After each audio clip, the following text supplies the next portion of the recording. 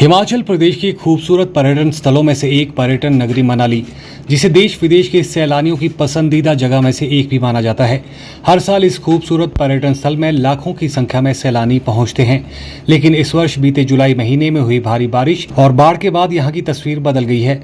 पर्यटकों से गुलजार रहने वाली मनाली इन दिनों पर्यटकों के बिना सूनी पड़ी है और मनाली के मॉल रोड से रौनक भी गायब है, जिसके बाद मनाली का माल रोड भी खाली नजर आ रहा है। बीते दिनों हुई भारी बारिश और बाढ़ का असर मनाली के पर्यटन कारोबार पर भी साफ देखा जा रहा है।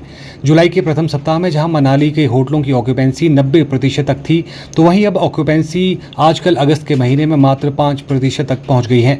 मनाली होटलियर एसोसिएशन के अध्यक्ष मुकेश ठाकुर ने कहा कि मनाली में बीते दिनों हुई भारी बारिश और बाढ़ के कारण मनाली का पर्यटन कारोबार भी पूरी तरह से प्रभावित हुआ है। बीते दिनों आई बाढ़ वर्ष 1995 में आई बाढ़ से भी काफी ज्यादा थी।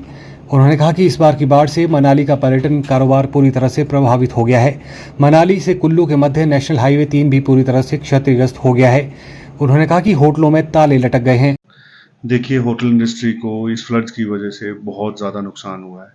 95 का जो फ्लड आया था उससे भी ज़्यादा बड़ा फ्लड इसको मैं कह सकता हूँ। इसमें होटल इंडस्ट्री पूरी तरह से त्रस्त हो चुकी है। रोड्स, कनेक्टिविटी हर तरह की यहाँ पर ख़त्म हो चुकी है।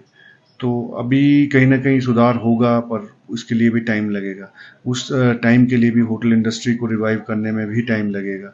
अभी हमारे पास बिल्डिंग्स है और उसमें स्टाफ नहीं है। स्टाफ है, उनकी पेमेंट्स करनी है और बहुत सारे मेंटेनेंस के खर्चे भी हैं।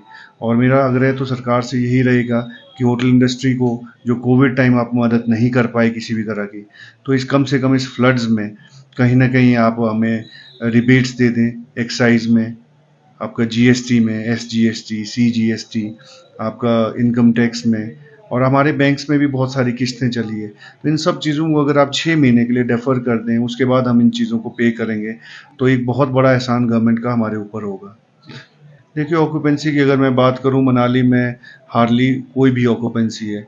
कुछ एक आपके जगहें हैं जहाँ पर कि जो लोग पीछे फँसे हुए थे लेह लद्दाख में वापस आए हैं, वो कुछ एक लोग ठहरे हैं, पर वो भी मतलब कि बहुत ही सिंपल तरीके से रह रहे हैं।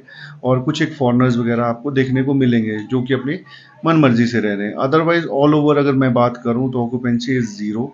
तो यहाँ पर मतलब कि टूरिस्ट के नाम पे अगर आप बोलेंगे कि कोई इनकम हो रही है, तो इनकम के नाम पे कोई भी इनकम ऐसी नहीं हो रही है।